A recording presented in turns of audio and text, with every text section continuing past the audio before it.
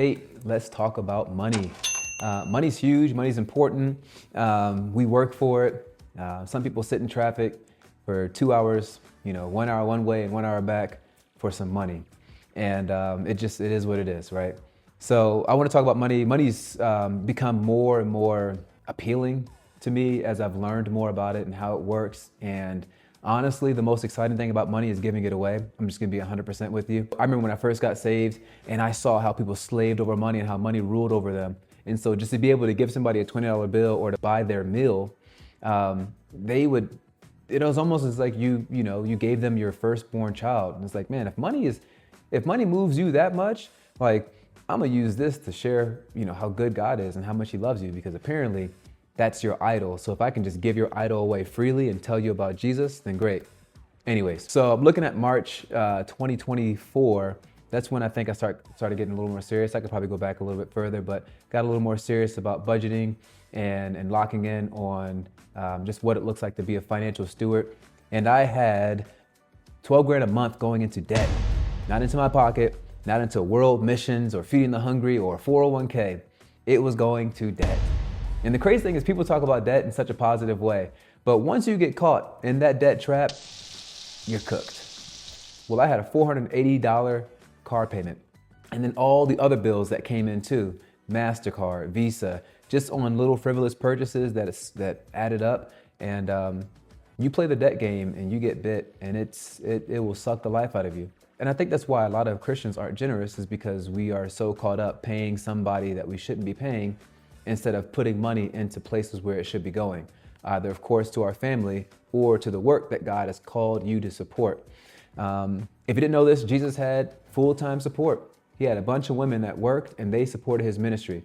And so if Jesus took support and then Paul talks about support, then don't hate on supporting the church, supporting the work of the ministry. If you are not in full-time ministry, you should be supporting. And if you are in full-time ministry, you can still give. Giving is a key to financial freedom. So in that meantime, while I'm in $14,000 plus a month in debt, and in total, like 40K, which is crazy. I'm including the whole car, but also credit cards and other things too. I still was faithful to give. And I know that sounds backwards, but I was still tithing, and I started putting a little bit more just to be like, you know what, you don't owe me.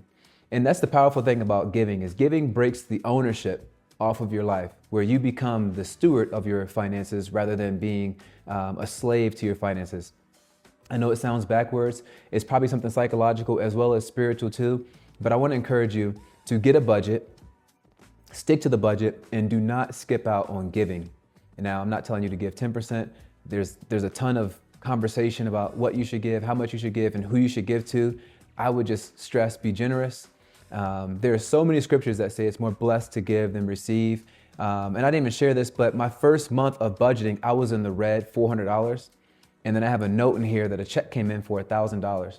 So it flipped me over from being red monthly to being in the black, which is a positive income, by $200. And so I even actually budgeted out money for a restaurant. I think it was like $40.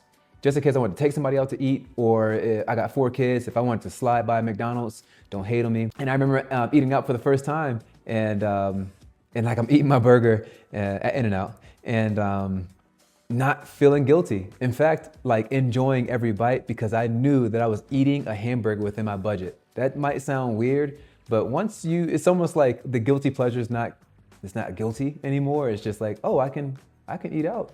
I got a little money to eat out with. Now, obviously you don't want to go over that, but and there's just so many ways to talk about money. Money is a tool. Money, of course, can't buy you happiness, but it can make life easy, for sure. So my challenge in 2026 for you is to get on a budget, and I would start your budget now and know what it feels like to live within your means. And also, I would include giving in there. If it's $1, if it's $25, if it's however much you have to give. There's a ton of biblical principles on giving, and you can't outgive God. I put a post out about the shovel. It talks about a guy who lives generously, and he lived off of 10% and gave 90% away. And his quote was, "I shovel it out and God shovels it in, but God uses a bigger shovel." So get on a budget. If you're married, do it, pray about it, and work together. If you're single, Your future spouse will thank you. Your pockets will thank you. Your children will thank you. You will thank you. Your future you will thank you for getting on a budget. And I could share stories of God's provision. I can share stories of giving. And actually what I do is when I pay off a debt or when a debt was paid in full, I would add another $10, $15 to wherever I was giving at because I knew I had more money freed up. Now, again, you can think about math and math is logical. I get it. But sometimes math ain't the way to go.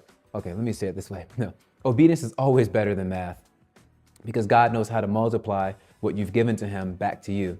Jesus said it himself, give and it shall be given unto you, pressed down, shaken together, and running over shall men pour into your bosom.